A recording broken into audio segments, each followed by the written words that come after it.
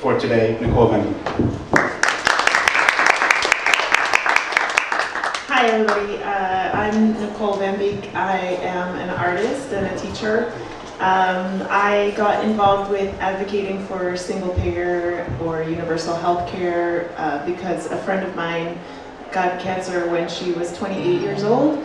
And as artists and my community, often people in my community don't have insurance. And I'm also a teacher. I'm part-time. I've been part-time for 15 years, and I also don't get insurance from my workplace. So there are many reasons I've come to see that this is such a big issue for so many people in so many different ways. And through learning about New York's single-payer healthcare option, I've met these amazing activists and doctors. I want to give them the mic to introduce themselves and just to talk about how you got involved with universal healthcare activism. Good afternoon. My name is Neghassi. I'm a family doctor. I work in the Community Health Center in Yonkers, and I'm on the board of physicians for a national health program, New York Metro Chapter. And basically throughout medical school, throughout my training, throughout my career so far, just the injustice that we see on a daily basis, and the fact that the healthcare system makes no sense, and so many people are not able to get the care that they need. That really drove me to be involved. And just thinking on a larger level that the inequities across race that we'll talk a little bit more about today. That's kind of why I got involved. And thanks for having me. Hi, my name is Roona Ray. I'm also a family doctor like Danny, and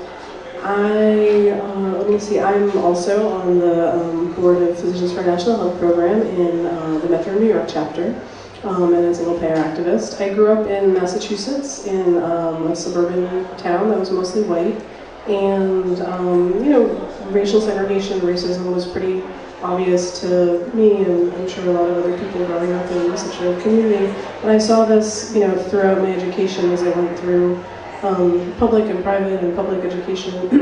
And then I came to the Bronx for residency in 2010, and I trained in the Bronx.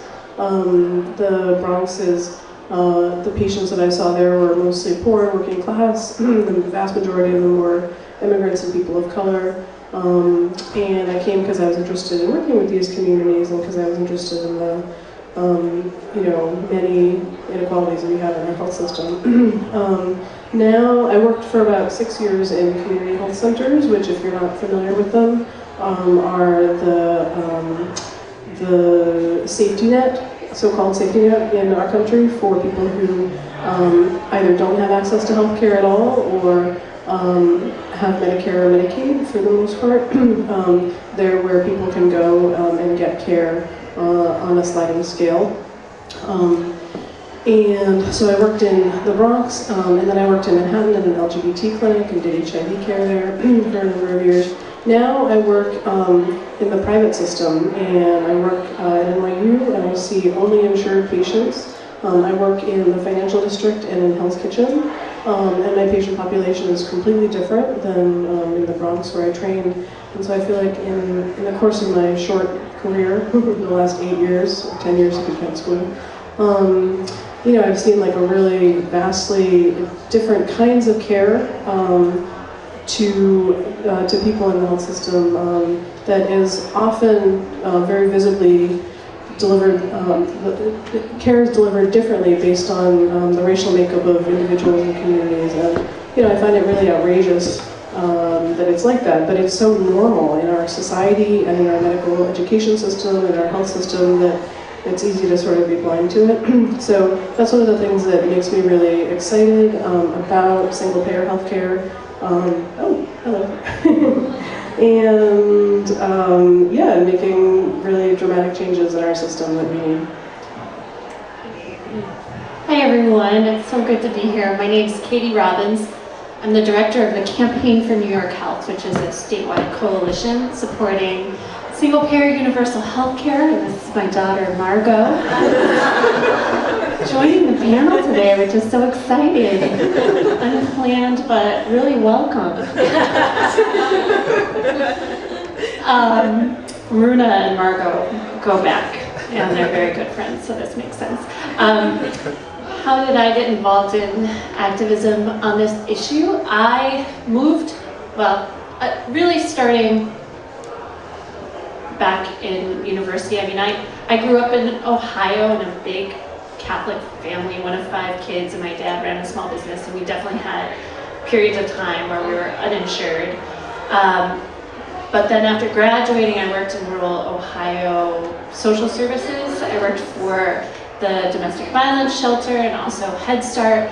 And when I was doing advocacy for families, particularly in the DV shelter, that's when I was like, oh, this is a systemic problem. It's not just an individual problem if you don't have the money to buy insurance, but families I worked with, women would return to unsafe homes, sometimes motivated to stay on health insurance of their spouse, the abuser. If they had a chronic condition, or if their kids had a chronic health condition, it was very easy to understand the motivation to maintain health insurance and taking those risks. So that was when I first realized how the healthcare system works to kind of control our lives.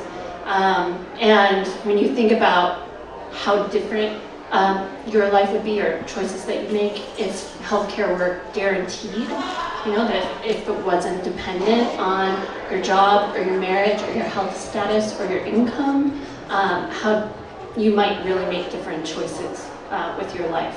So that was all a very profound experience. But then I also taught English as overseas in a few countries, in Germany and in South Korea, where they have universal public health care. And so then I experienced firsthand the peace of mind you have when it's just part of the social contract in the country you live in. You know, you pay taxes, and then you need to go to the doctor, and you just go to the doctor. You don't worry about the bill. And it's really amazing, and it works. And so then when I returned to the States, I moved to New York to join my now husband, Philip. He was going to film school, and it was right after Sicko came out, the documentary by Michael Moore, and that had really sparked a national conversation around this issue, and I responded to a Craigslist advertisement for a part-time organizer at Healthcare Now, which was a national organization founded to advocate single-payer universal health care. And that's when I first started working on this issue, and I've been working for about 10 years with different organizations pushing for single-payer, and I'm so proud of the progress we've made in New York on this issue. So we'll talk more about that. Great. Thank you. Great, yeah, and I definitely second that experience of living abroad. I lived in Japan for 2 years, teaching English as well, where I had universal health care. In their system, I paid $10 a month for my health care, and I could see any doctor that I needed to go to. And that was just a huge difference, I think, in just having that peace of mind in so many ways. So I met Katie when, right after Trump was elected. My friend who I mentioned before, who is still battling cancer now, she just became panicked that the government would cut her services. And she called together her group of friends to talk about what we could do to learn more about the healthcare system and to learn more about what ordinary people can do to, you know, help make the system better for all of us. And so she had gotten in touch with Katie, and Katie came and met us one night after work in our friend's office in downtown Brooklyn, and gave a very inspiring talk. And one of the slides that you showed was about the racial divisions for healthcare in the city. And just seeing that image of how things are divided in New York really struck me. I felt like this was kind of something I hadn't really thought about in terms of there being real direct evidence, real clear and direct evidence of systemic racism. It's not something that is just, I mean, I think if somebody said that, I would say, yeah, it's probably not equal. But seeing that image that you showed that night, I was like, oh, it's just so obvious, it's there. And then last spring, I think you were the organizer for PNHP, the lecture about racial segregation in the hospital system. And that was also a kind of awakening for me, seeing that, because I, as a layperson, don't understand how the hospital systems work, and the difference between private and public hospitals, and also how state funding is given to those different hospitals, and thinking about if single payer were enacted in New York, how that would happen. So all of those details were kind of new for me to start thinking about. And I think it was really important for me to start thinking about what that means. And so that was kind of the inspiration for putting this together, is just talking to people who are inside the system, who have been thinking about this a lot longer than I have, and just trying to shine some light on what is going on. So my first question for you guys is just to sort of give some detail to that problem of what ways systemic or institutional racism is evident in our healthcare system. That sounds like a really easy, straightforward question. I know, it's like, sorry. Just to get it started. Just break it down. Just break it down. Yeah, there's so many different ways to look at it. Yeah.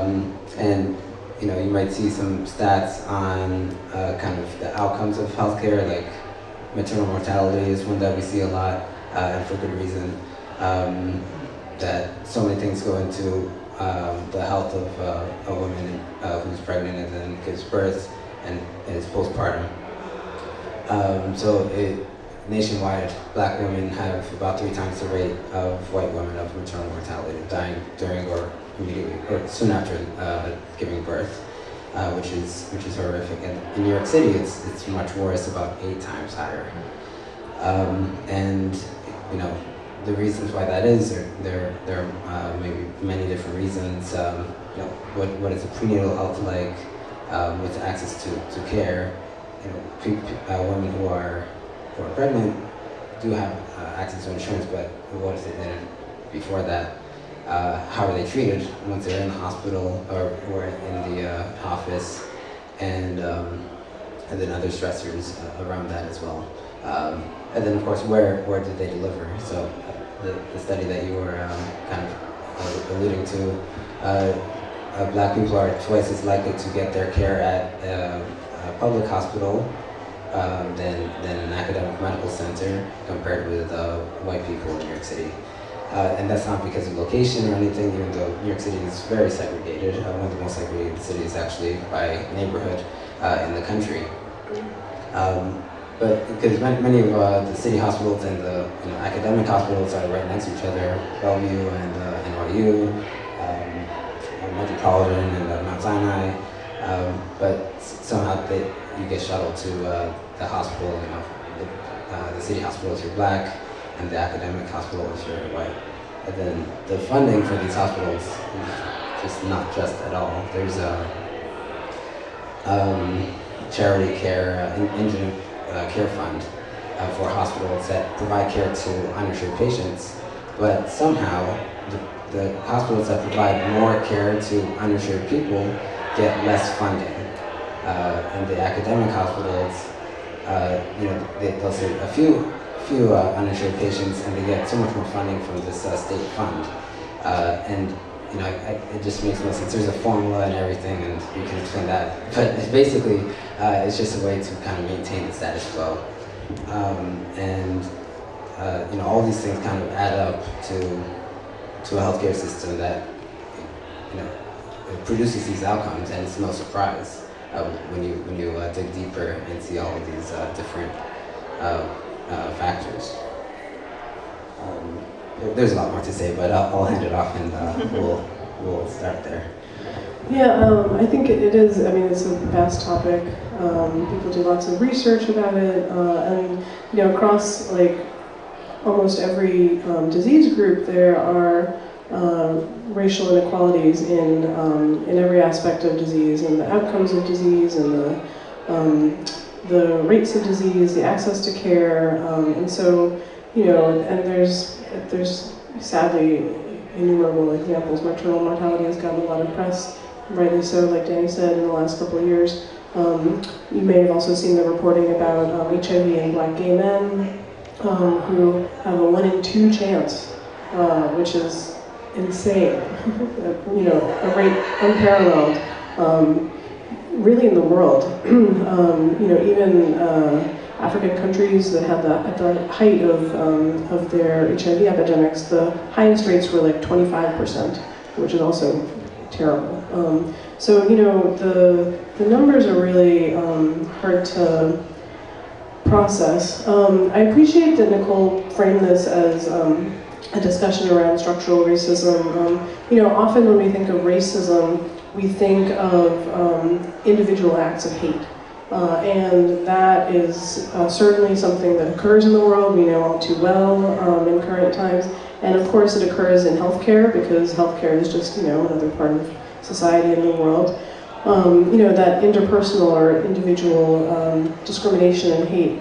And there's also other kinds of racism in healthcare. There's internalized racism, where, you know, sometimes people don't seek care, as one example, for many different reasons related to race and their perception of health.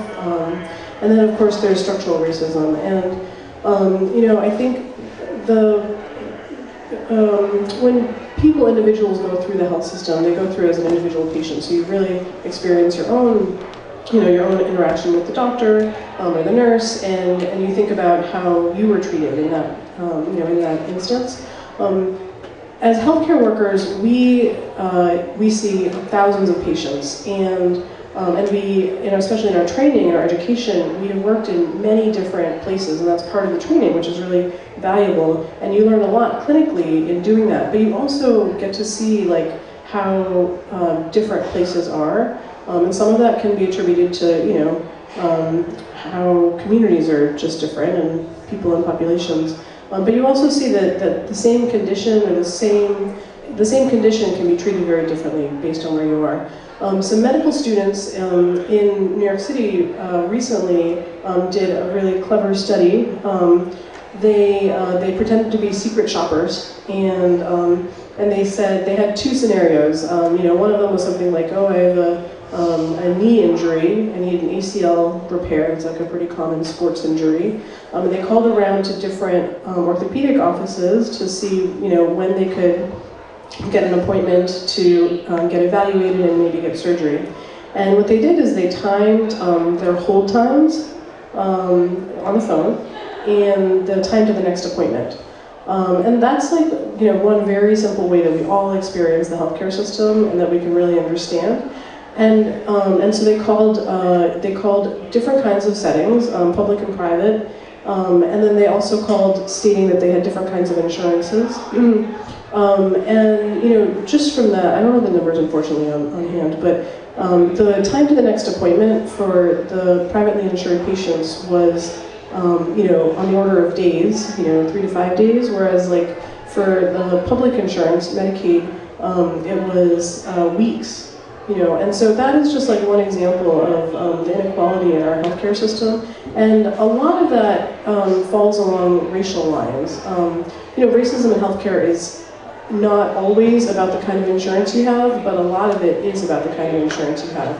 There's racism and racial segregation in the healthcare system that is independent of your insurance status, certainly, but the way the insurance system is set up, which means that under different insurances, hospitals and doctors' offices get paid different amounts of money based on what kind of insurance somebody has. And this sets up like an incredible incentive for hospital systems to discriminate against people with lesser paying insurance, which tends to be Medicaid. And this becomes an issue of race because those populations and communities are often are more likely to be people of color. And just to close, one way you can see this kind of at the citywide level is over the last 20 years, there have been something like 15 hospital closings in New York City. And closing a hospital is like a huge deal, It takes away healthcare resources from a community. It extends the time it takes to get to an emergency room and very directly affects the, whether people live or die, what kind of resources they have available, and then, how many resources, how many doctor's appointments there are for people to get. So it extends wait times, for example, the kind of healthcare specialists they have available to them. So, where are these hospitals closed? I don't know if any of you have heard of any of these hospital closings. Can anyone shout out hospitals they've heard of closing? St. Vincent's. St. Vincent's, it's a famous one in the Village. What's that? Not far from here. Not far from here, and it was like a main community hospital in the HIV epidemic. Long Island College Hospital, that was a big one. Anyway, there have been like 15 of these in the last 20 years, and where have these happened? These have largely happened in the outer boroughs, in communities of color and immigrant communities. Memorial Sloan Kettering on the Upper East Side is not shutting down anytime soon, the big, especially academic centers in the city, are making huge profits. They all have CEOs that make tons of millions of dollars. Every insurance company CEO makes tons of millions of dollars. And where are those profits coming from? They're coming directly off the backs of patients and healthcare workers who, especially the lowest paid healthcare workers, who are exploited for profit. And one other aspect to the racism in the healthcare system is that the people whose labor is really exploited the most in the healthcare system are those who are the lowest paid and have the hardest work. So that means nursing aides, especially, and home health care aides. If you know anyone who has long-term care, meaning like an older person or a disabled person, they probably have someone in their home that comes and helps them out, like some number of hours a day. Those people are paid very little and provide such essential care, and yet, the insurance system is really profiting off of it. Anyway, I could go on about that. Thanks. Roona, I think you mentioned the fact that was really alarming to me when I went to the PNHP talk in the spring. I maybe heard about one hospital closing, but I didn't realize the scope of these hospitals closing around the city and how that was affecting communities in the city. And obviously, if you have an emergency, you want to be able to go to the place that's closest to you. And if that doesn't exist anymore, then what are you going to do? So that was something that was really kind of shocking to me to learn about in that talk. Yeah, that fight is ongoing. Anyone live in Inwood or in Northern Manhattan? Yeah, so your community hospital is called the Allen Pavilion, if you don't know. And the Allen Pavilion right now is undergoing a fight where the hospital wants to close substance use and psychiatry beds, mental health care beds, and open a spine surgery center. And if you don't know, the substance use and psychiatry beds are patients who are more likely to be from lower paying insurances, they're more likely to be poor people, and the hospital is less likely to get money on those beds, or profit. Whereas spine surgeries are, surgery and procedures in general are much more highly compensated in our healthcare system than caring for people, meaning like the social work and conversation and medications that are involved in a lot of medical care. Anyway, so they're under threat right now. There's a community fight up there that's a collaboration between workers, students, and community to help keep those beds open. So it's an ongoing fight. Beth Israel Hospital is slated to close next year in like 14th Street, 16th Street. because the real estate industry is so powerful, and that space would be more profitable for condos, and not healthcare. Crazy. So I want to move the conversation on now. I think we could probably continue to talk about this for much longer. It's so short, but I do want to kind of talk a little bit about how the New York Health Act would maybe address some of these things, because it's such a difficult thing to kind of conceptualize what that would do to this system of hospitals or system of healthcare in the city.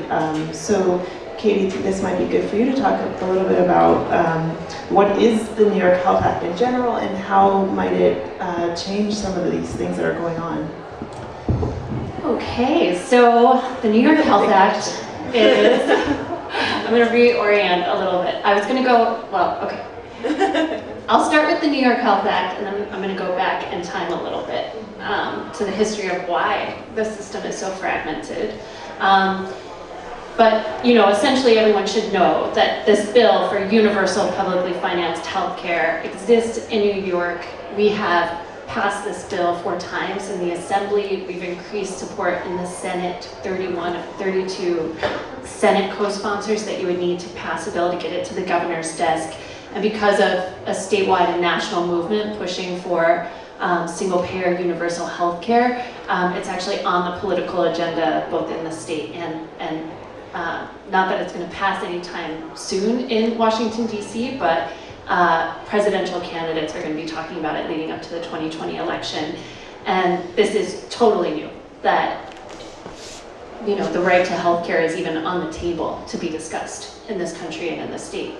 But going back in time a little bit, I think is helpful to understand why we have such a crazy fragmented system and how the New York Health Act would help. I've heard it described, as an accident of history that we have health insurance tied to our employment in the United States, whereas the other countries we talked about, Japan or South Korea or, all these other countries in the world have these social insurance models for health insurance. So it's not tied to your sort of category as a worker. It's because you're a resident of that country that you're, entitled to access healthcare, right? So yeah, describing it as an accident of history is one way to describe it, or just really racist, sexist, and classist policy that developed in the middle of the last century. That in the middle of World War II, there was actually a wage freeze. So employers couldn't give raises to their employees as a way to, entice workers. So they started looking at other benefits, like health insurance. And so that's how, during that time, health insurance was tied to employment as an employer offering this to workers. And then, not too long after, in the mid-60s, in the midst of the civil rights movement, there was a demand for, a universal public health program, or a national health insurance program. And that's where we got, in the mid-60s, Medicaid and Medicare. So it's okay if you don't know the distinction between these two programs, if you're not in the healthcare system, but Medicare is the entitlement program, earned entitlement, it's referred to as, for elderly folks and also people with certain kinds of illnesses and disabilities who are eligible. And it's a national program. And Medicaid has changed over time, but it's essentially a program that covers low-income folks. And it's hugely different by state. It's really controlled by states, and different states have more or less generous Medicaid programs.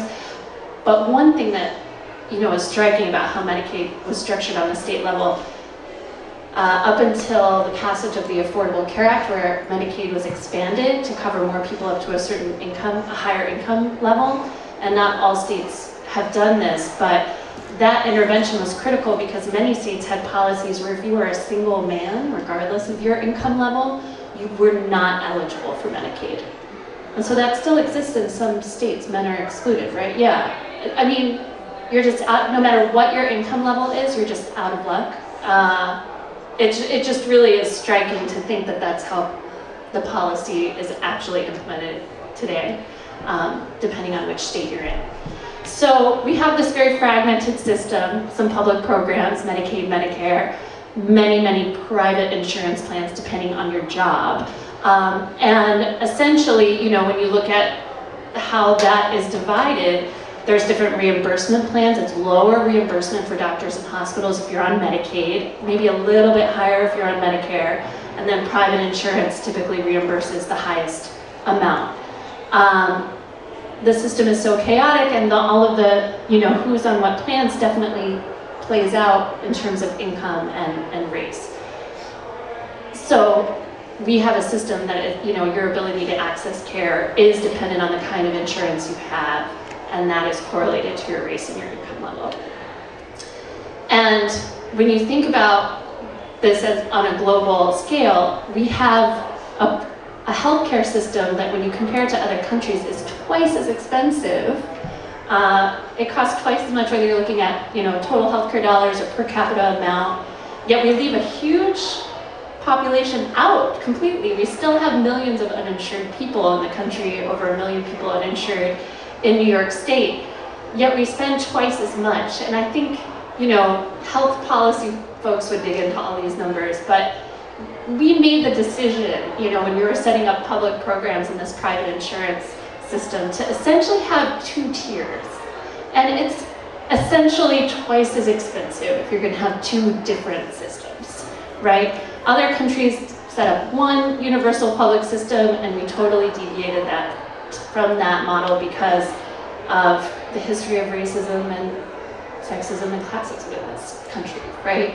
So our fight for the New York Health Act, which is a universal publicly financed program that actually eliminates private health insurance, is a huge demand, because even though we know it doesn't solve all of the problems in how healthcare is accessed and racism that's sort of entrenched in the system, it makes it so that every single person is walking into the doctor or hospital of their choice with the same insurance card. So at the front, there's no, okay, we can just make assumptions about who you are by what you look like and segregate you one way or another to either a public hospital or private hospital or the Medicaid wing. Everybody has the same health insurance card. So everybody will be coming with that, you know, the exact same coverage. The wealthy people will be in the same program as lower income people. And it is a huge demand that would reject the history of racist policy that has led us to where we are in healthcare.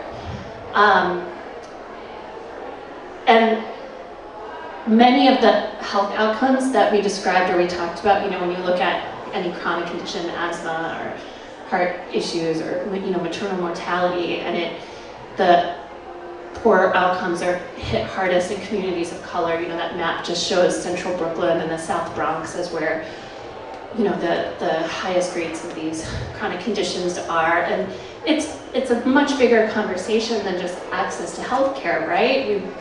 We need to be healthy, we need to have good housing and safe neighborhoods and clean food, or, you know, healthy food that's easily accessible and affordable. But healthcare is a component of that.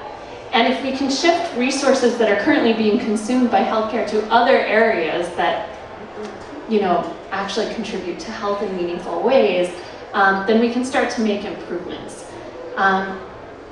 It's one piece of the puzzle, right? And I like to be really conscious of making sure that's sort of clear. Healthcare is just one piece, but we are, you know, really in the middle of a poorly planned and not thought out and incredibly expensive and messy system. And I would say that was how I learned about Danny as well, because you made a graphic about the insurance system. Because when I first started learning about it, I really didn't know how any of it worked. Your graphic was so clear, I wish we had it here, but it basically was like this big tangled mess. And it was like, this is our system right now. And then there was a graphic of single payer, which was like one straight line, like you pay here and then it goes here, you know? So you know, for me that was really clear that, yes, we are in a mess and we can make this more direct. And of course, making that more efficient is going to save us money, right? And like you said, be able to redirect some of that towards other ways of improving our system. So I want to wrap this up by having you guys tell us if you had one wish for making this come true. What would you ask for everyone here or everyone listening to do to advocate for single payer? Well, I'll just kick off and then like down the row. But we're actually at an incredibly interesting moment in our campaign in New York, because we've had so much success that the insurance companies are really scared, and they have launched an anti-New York Health Act coalition. Private insurance companies, the Business Council, Chambers of Commerce, kind of likely suspects who would be opposed to this. And they have this new website, realitiesof.singlepayer.com, and they're going to start, a real misinformation campaign that targets the public and probably key Senate races. We're at a moment where we're really going to see the New York State Senate likely flip to Democratic control for the first time in many years. And if that happens, then the New York Health Act is in play to move forward where it wasn't before. So the insurance companies are going to be out there. We need to counter that by doing the groundwork that we know can be successful in inoculating our neighbors and community against this kind of misinformation. So I hope you all will go by the Campaign for New York Health table and sign up to get involved. There's lots of opportunities to learn more and join up with canvassing in areas all over the state to counter this misinformation. In addition, please make sure that you let your elected officials know that you support the New York Health Act. Call your assembly member, call your state senator, call the governor, and make sure they hear from you. This kind of ground-up pressure is what will really save the day. And don't be shy. Don't keep this information to yourselves. Tell your doctor that you support it. Encourage them to support it. Again, signing up will keep you in the loop in terms of the activities that we're doing, because there's a lot of energy to ramp up and do more direct action. For example, targeting insurance companies and exposing who's funding the campaign to stop universal public health care from being a reality. So thank you all very much. Our website, which is more awesome, is NYHCampaign.org. There's a ton of information there. I'm sure you all have questions. People always have questions about the details of how single payer would work, and so you'll find a lot of FAQs there. You can also come and talk to us afterwards. But like Katie said, we are hopefully in an end game of a century-long fight for universal health care in this country. And what we do now really matters. And so I think one of my wishes, the other side, like Katie mentioned, has money. That's basically their advantage. They have millions of dollars, they have advertising savvy, they pay off lobbyists, and they flood the media with their messaging, and they will if they haven't already. What we have is you, and we have justice on our side. We have the motivating force of the tragedies that people face in our healthcare system, and that is like an amazing motivator to get people involved. And so we have the people, and I think one of the things that can really help in this fight is art. How many of you are artists, very loosely defined? Everyone's hand should be up. Yeah, I mean, I'm an artist a little bit. There's an artist in you. Well, I like arts and crafts, but anyway, yeah, we need more art and artists in particular. That's one of my wishes, because we need to fight the really right-wing ideology that's going to be coming out of these heavily funded campaigns, and we need to fight them with our ideas, which are beautiful, inherently, and they need to be embodied in and communicated to the masses of people through beautiful art, and however you choose to. And we've already had wonderful art from Nichole and Justin and like a number of other artists, but I think more is better. And I use art very loosely defined, however you'd like to define it. Whether it's graphics or design or animation, movies, whatever. But I think it's really important to get more communicators and artists involved. Oh yeah, Katie's got one more. Something that we've really tried to do to change the dynamics around, who's involved in the movement and who feels like this issue affects them is to think about that question of how would guaranteed healthcare change my life. I'm pretty confident most people in this room can relate in some way to having financial barriers prevent you from getting care, or maybe staying in a job you didn't like because you needed the health insurance, or other ways that the system dictates your life. But it's not always about, the instance of receiving care, that this issue affects our entire life and how we live it. We have a survey on our website where people have taken it, and maybe at the beginning they're like, I really don't have a healthcare story, but after working through the questions, I realized, oh yes, I have. So I encourage you to go to the website and take that survey, and also be vocal about how this impacts you. And when we're out talking to people, the most effective thing is sharing why it's most personal to you, as opposed to all the facts and figures about the system. Like, that persuasive canvassing really does make a difference when you're sharing with people how this issue affects you or your family. And Ananta is here with OnStack, and they've done an amazing project to have people share their testimonials by video. So definitely stop by OnStack, and can people record their video today? Awesome. Thank you. I think that really did sum it up. So yeah, educate yourself. We have a lot of material online. We have a lot of events. PNHP hosts a monthly forum next month. And PNHP, can you say what it is again? Sure.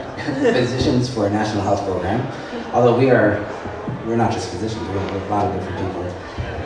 So yeah, the last Tuesday of the month, so that would be the fourth Tuesday of the month, which is October 23rd at 7:30 at 10 East Union Square, which is Beth Israel building. That topic is going to be long-term care, which Roona had mentioned before, and how that will be covered under the New York Health Act. So yeah, educate yourself, talk to your friends and family, and talk to your senators and assemblymen, assembly people, I guess I should say. And I think that basically wraps it up. Yep. Wait, there's one announcement. Okay. I'm organizing a movie showing and discussion this Friday evening. It's a showing of a film called Power to Heal, and it is a movie about how the enactment of Medicare in the 1960s desegregated thousands of hospitals across the country in a matter of 5 or 6 months. It's a really powerful movie. We're going to be having a panel discussion afterwards about how the New York Health Act and Medicare for All nationally might affect racial and immigrant segregation in the healthcare system today. So I'd love it if you could come or spread the word.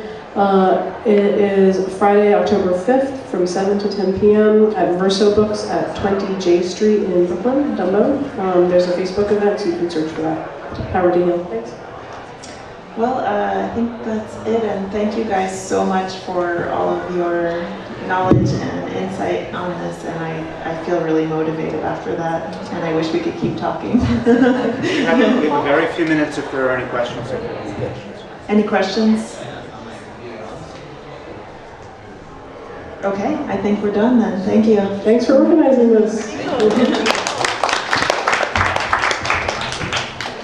Thank you very much for joining us. Thank you so much. We appreciate it. And we're going to be here all afternoon. We're going to